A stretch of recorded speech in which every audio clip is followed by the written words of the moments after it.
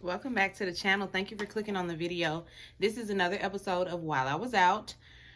Yesterday, I had the privilege, I'm going to say it was the privilege, of watching Candy interview Nivea on her YouTube channel. She has a new segment that she's doing called On That Note, where she will interview, various artists from the entertainment and the music industry, specifically the music industry. Sort of like what they do over there on Vlad, but let's make it Vlad. So I'm here for that. I'm here for it. I'm excited to see who else she, interviews on that note. So she did that, and I'm gonna say I had the privilege of watching it because it was a privilege and an honor to get to know her that way. She did not have to be as transparent and candid as she was. And so I applaud her for it and I thank her for it.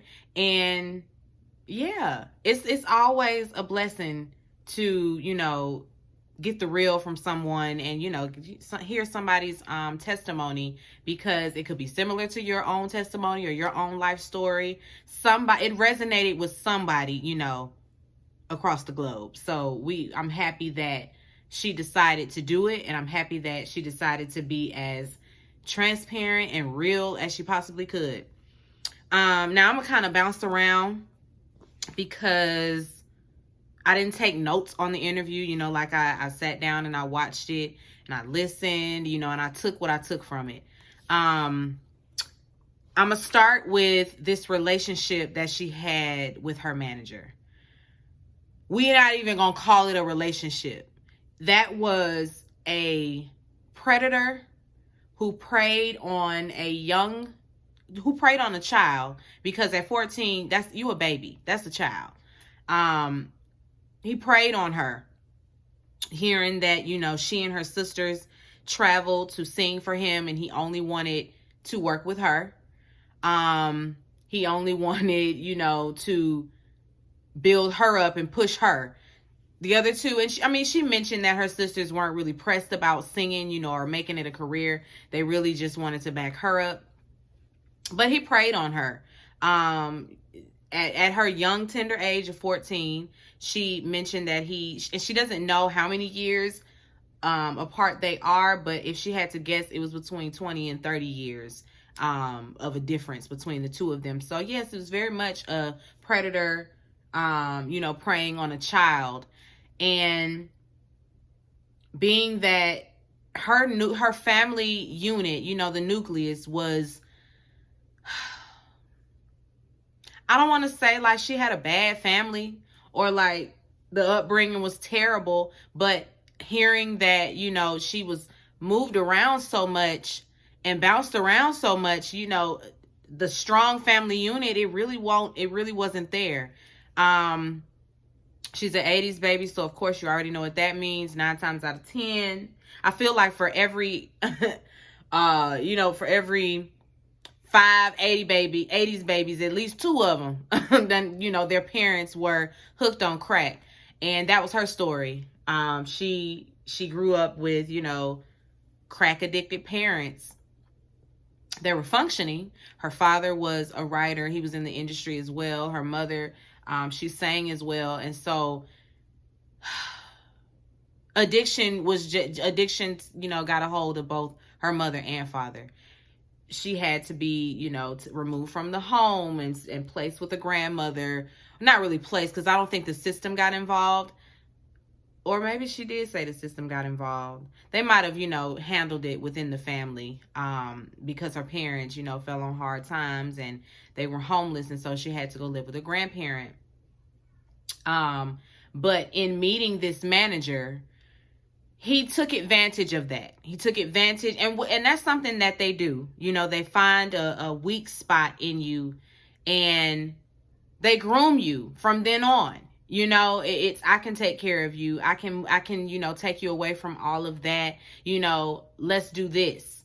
And he was able to get her to buy 2 homes. Once she came into some money, she bought 2 homes. They were living together, and moving about in the industry, and nobody said or did anything.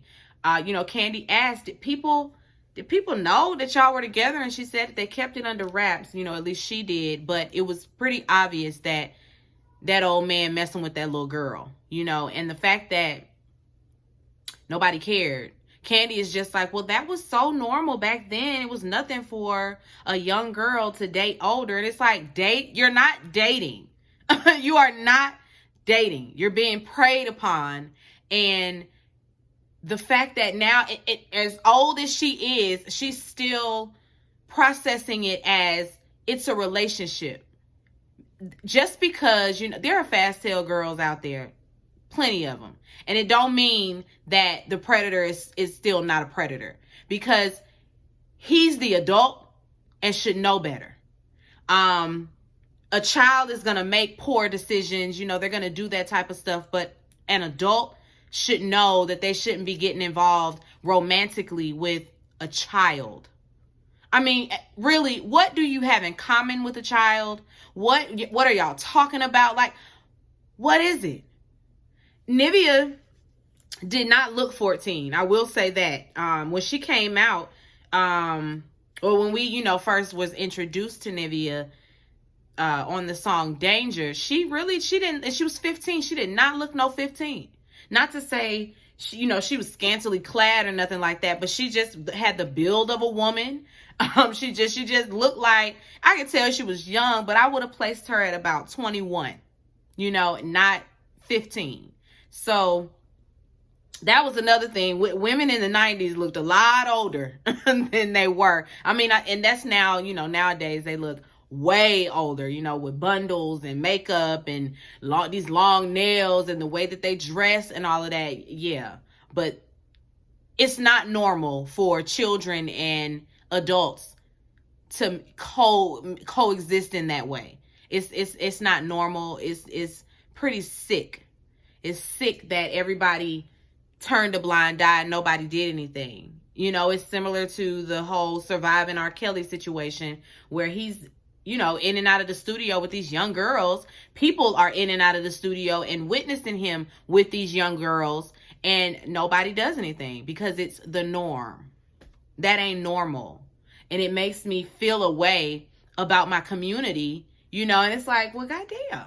Because this is us, and like, this is a us problem if we just allow it like this. We try to say that, well, as far as Nivea goes, and this grown man, it's that it's consenting, that she made a decision, she chose to do X, Y, and Z. It's that whole, well, she fast, what she wanted it. No. Nivea wanted a singing career, and in turn got, wrapped up with this grown ass man, whom she said that he pimped her out. She believes that he allowed one of his friends to have his way with her. She was raped outside of the studio on the hood of a car. And she just said told the story so matter of fact. And I was just like, what? Again, when the nucleus of your family is warped in any kind of way, this is how this kind of stuff can happen, because her mama wasn't around, her father wasn't around, so there wasn't really anybody there paying attention, as much as they should have been. At least she mentioned, the relationship with her grandmother was an interesting one.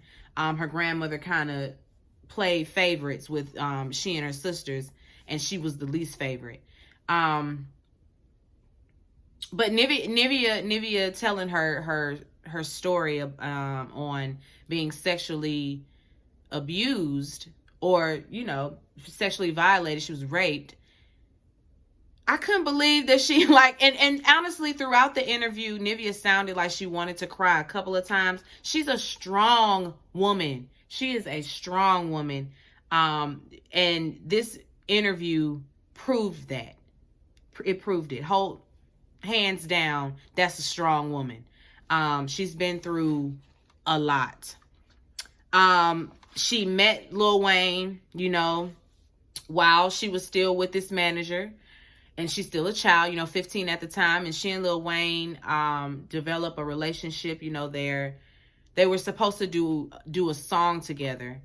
And honestly, Wayne saw her in a music video and immediately, called the record label because he wanted to do a song with her. Come to find out, he really just wanted her number. As soon as he got in the studio, I don't really want to do a song. I just want your number. Got her number, and it was history ever since. They have children together. He basically took her away from the music industry. It was like, go on and quit. You might as well quit. Like, I got you. I'm thriving, because when Lil Wayne first came out, listen, Weezy F Baby was all over the place.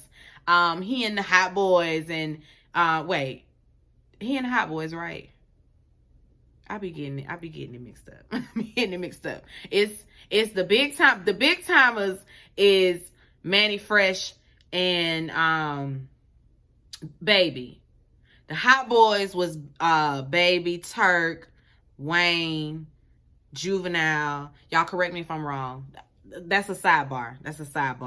Let me get back to Nivea. But she and Wayne had a whirlwind type of romance. They were in love really fast, and she done moved to New Orleans and left Atlanta. Wrote a letter to the label, quitting pretty much after they had put so much money into her. She had got this, this real cushy, record deal. I think it was $1 million contract or something like that. But they had never, put all of that into any artist ever before. And so she wrote that letter, and Candy was saying, yeah, that was really, that was circulating, because everybody was like, they done spent all that money on that girl and she quitting. So yeah, she quit for some peen. For some peen, she quit to go, be a housewife and a mom. They never got married, but they were engaged. Wayne ain't slick. He ain't slick. He ain't slick. All that, I'm gonna take you away from this and come live with me, all that. Nah, he ain't slick. That was strategic, but in doing that, she ended up, getting put out again. Oh, let's get an apartment. Put her in an apartment and moved Toya in with him. And then he ends up marrying her and everything. So it was right up out from under her. Like he, put her over here and then brought another one in and married her and all of that. They had Regine. It's a mess. Her love life is pretty messy. She and Dream, she going back and forth between Dream and Lil Wayne and, having the kids. And then she's pregnant by Lil Wayne again. And so is Lauren London. And she's like, how is everybody pregnant? And I'm the one with a ring, Wayne, listen, he was pulling puppet master, pulling the strings, got girls all over the land. And marrying them and getting them pregnant and all of that. It's just like, what's your deal? Nivea mentioned that she and Dream, started out as really good friends, and they were engaged and married within a month. She, fell off again, in the music industry. She was, going to get back out there. And this is when because when she met Dream is when she did Complicated. And she felt like the label wasn't putting anything into her.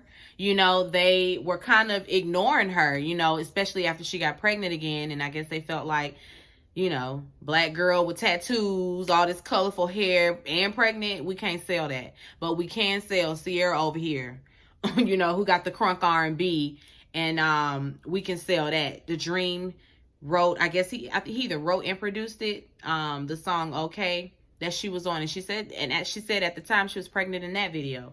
But that song was going to be for Sierra. Well, they at least wanted him to sell it to Sierra, and he wasn't going to do that. He was, adamant that it should be Nivea. And I think that didn't rub the record label, that rubbed him wrong. And from then on, it was kind of like a downhill for both she and the Dream. She said the Dream, he stopped getting, opportunities to write with people. People just, kind of blackballed them, just a tad. So she chalked it up to, being a new mom, or, being pregnant and being a wife. And I guess they felt like, y'all going on over there and be a family then, since that's what y'all want to do. Over here, we selling records with Sierra. And they mentioned, and I like that they mentioned this, they mentioned that in those times, you couldn't get pregnant or think that, you was going to have some sort of a music career after that. It was very much, a young and spry type of business. Ain't no mommies, won't want no mommies running around here, because you a mommy, that means that you're not going to have all the time in the world to do what we want you to do. So they were pretty much, shelving all the moms.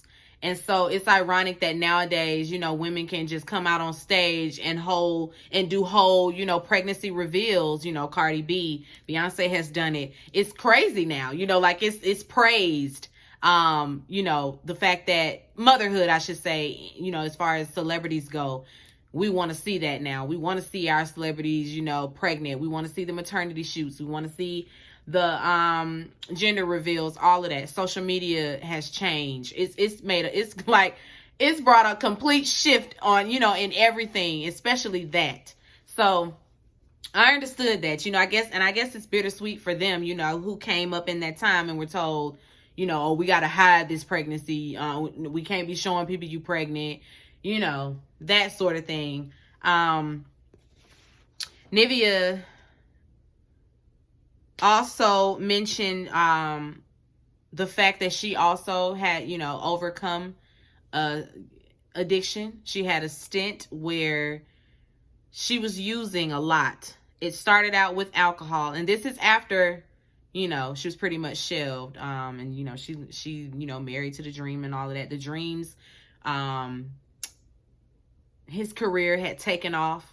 Wayne's career had taken off. Meanwhile, she's being taken care of, but she bored. She's at home. She's just a wife and a mom, and that can definitely become mundane if you're somebody that has dreams and aspirations. Like if you're somebody that don't care about being a homemaker like that, that is what drives you, taking care of your home, being a mom, taking care of your husband.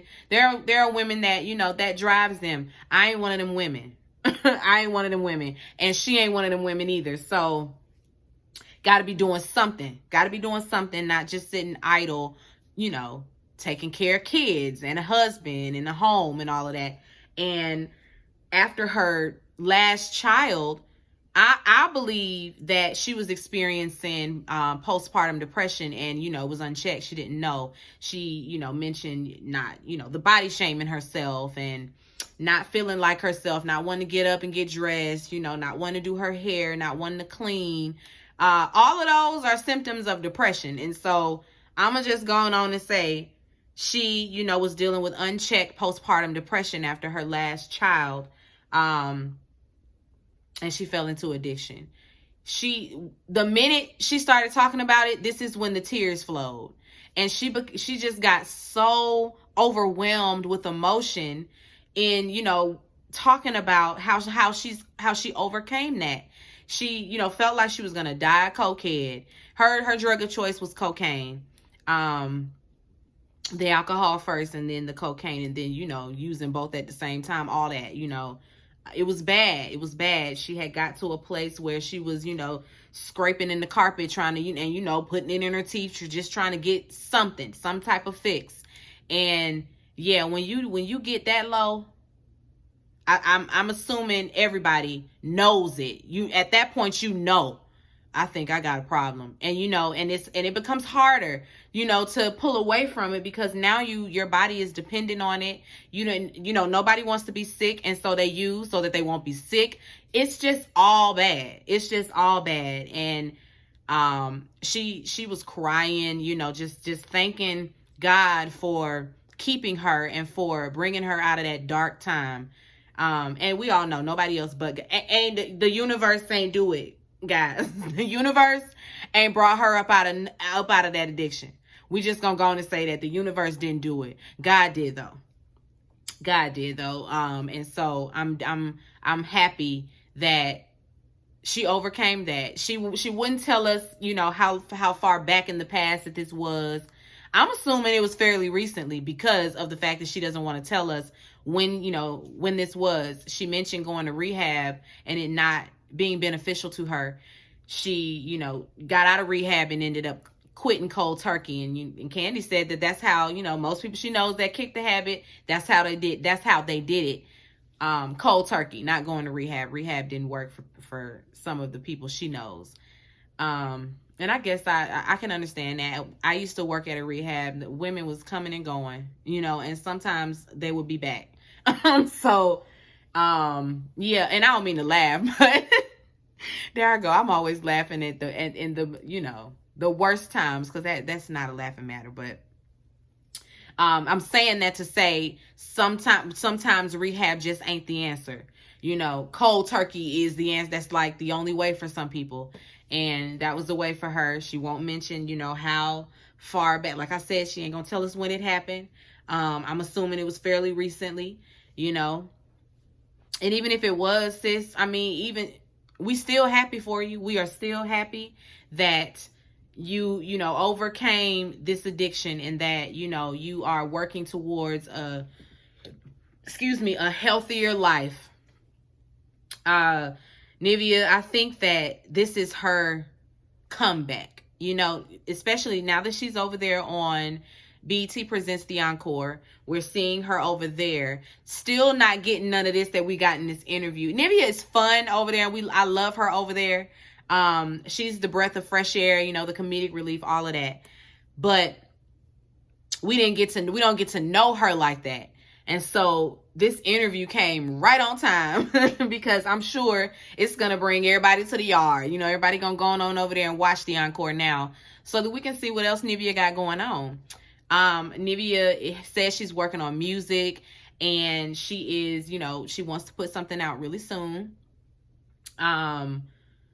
Excuse me. So I'm happy for her. I'm happy. Sorry, y'all. You know how you get that little tickle that won't like go away? It's like tickling. It's just tickling, trying to strangle me a little bit.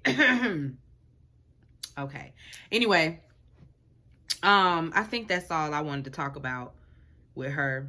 Oh, you know, she mentioned that Danger, the mystical song Danger, the hook that she sings was originally going to be for Khalees to sing. And I was thinking, you know what? Either or.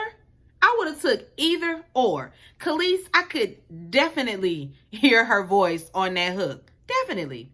But you know, I love to hear that kind of stuff, like who was almost going to get the song, you know, like I love hearing that kind of stuff because then it's like, could I hear you on that? I could hear you on that. There was another song that Sierra was supposed to be on. I can't think of it. It's another artist, another like pop artist. And I was thinking, Sierra? They was going to give Sierra all the songs back in the day. They was about to give her all the hooks, all the songs, all the features, all of them. Cause they, you know, that crunk R&B, she was in a lane all her own, I believe. There wasn't really too many artists out doing that. So yeah, I could see that. I could see that. Okay. I'm gonna get off of here. I done talked 23 minutes and I think that's good enough. I'm looking forward to the next, on that note, interview with Candy. She did a great job interviewing. It was very much, you know, sitting back with your girl, you know, having a conversation, you know. It wasn't, it didn't feel, you know, very serious, you know, and that's probably why Nivea was so comfortable, because it was a very comfortable setting, you know, a safe space. So I'm so happy sis told her story because she just don't know that she knows. I'm sure she knows that she's helped millions of women, millions of people that, you know, want to put their kids in the industry. Now you got to be thinking twice, you know, not to say don't do it, but you got to keep your cat eye on these managers, you know. She also talked about him taking money from her, closing like a deal, a $70,000 deal with a label for, her next project. She didn't even know she had no money. He done took all the money. So yeah, like we learning all about this industry, and I'm here for it. Okay, guys, that's it. Let me get off of here. Be sure to rate, comment, and subscribe to the channel. It's Call Me Busby, and I'll chat with you later. Peace and light.